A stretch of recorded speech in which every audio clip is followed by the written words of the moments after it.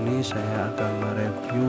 Ini adalah kaleng 175 mili ya bro, lebih detail nanti. Kita review dari pembuatan ring, dari pembuatan bodi, dari pembuatan bottomnya untuk bawahnya ini, dari proses pemotongan bahan bodi.